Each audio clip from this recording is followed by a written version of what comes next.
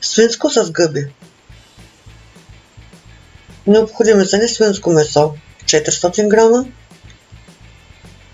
300 грама гъби, 1-2 чушки, 1 бола лук, 400 грама доматено пюре, сол, черен пипер, мащерка и магданоз.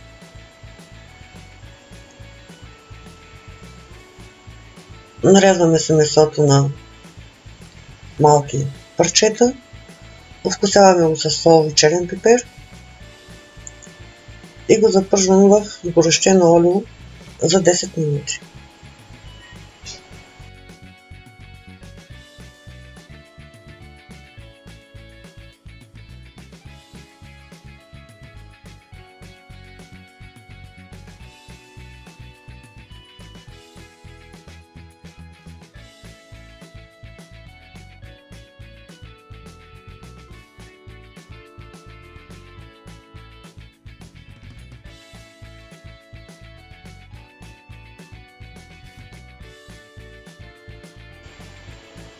След като месото се запържи, добавяме лука, чушките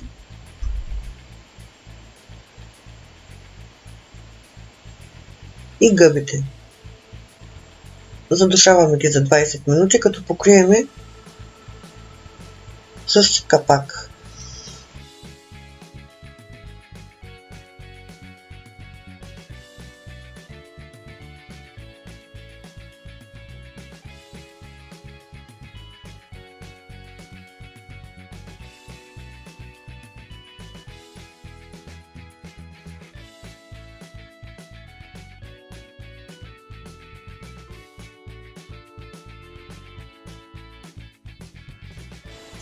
Добавяме доматеното пюре и варим на слаб огън 10 минути.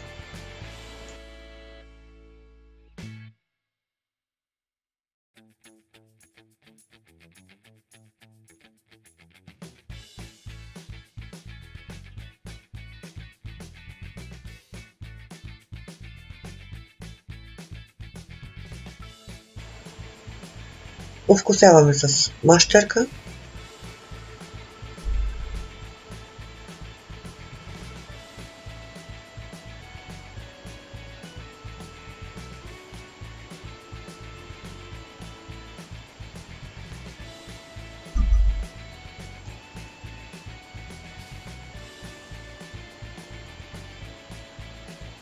Поръсваме с магданоз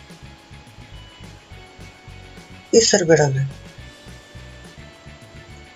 Желая ви добър апетит и до нови срещи!